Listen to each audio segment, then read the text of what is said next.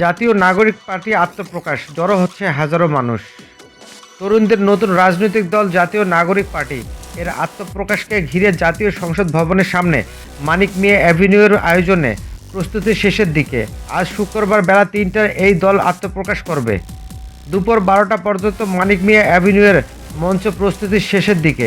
মঞ্চ সাজানো ও পুরো প্রস্তুতি গুছিয়ে আনার জন্য কাজ করেছে স্বেচ্ছাসেবীরা। রাজশাহী, রংপুর, নীলফামারী, কক্সবাজার, ঢাকা থেকে জড়ো হচ্ছে মানুষ।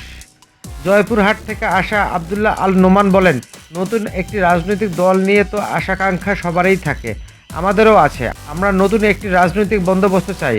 নোমান জানিয়েছেন তিনি বৈষম্য বিরোধী ছাত্র আন্দোলনের সঙ্গে যুক্ত ছিলেন। ঢাকার বংশাল থেকে আসা মোহাম্মদ শাকিল বলেন, মানুষ নতুনত্ব চায়, আমরাও চাই নতুনত্ব। নেতা কর্মীরা জানিয়েছেন দেশের ৬৪ জেলা থেকে মানুষ আসবে। বিভিন্ন রাজনৈতিক দলের নেতাদের আমন্ত্রণ জানানো হয়েছে। আয়োজনে সার্বিক নিরাপত্তার দায়িত্ব পালনে রয়েছে আইনশৃঙ্খলা রক্ষাকারী বাহিনীর সদস্যরা। সরজমিনে দেখা গেছে আজকের আয়োজন কেন্দ্র করে মেডিকেল টিম, অস্থায়ী ওয়াশরুম, পুলিশ বুথ, নারীদের জন্য বুথ, ভিআইপি বুথ ও পানির ব্যবস্থা করা হয়েছে। বিপুল সংখ্যক সংবাদকর্মীকে উপস্থিতি লক্ষ্য করা গেছে। জাতীয় নাগরিক কমিটির মুখপাত্র সামান্তা শারমিন গতকাল সন্ধ্যায় বলেন, দলের আত্মপ্রকাশ অনুষ্ঠানে নেতা কর্মীদের পাশাপাশি জুলাই অভ্যুত্থানের শহীদ পরিবারের সদস্য ও আহত যোদ্ধারা অংশ নেবেন। এছাড়া দেশের ৬৪ জেলা থেকে মানুষ আসবেন। বেলা ৩টায় শুরু হয়ে সন্ধ্যার আগে অনুষ্ঠান শেষ হবে।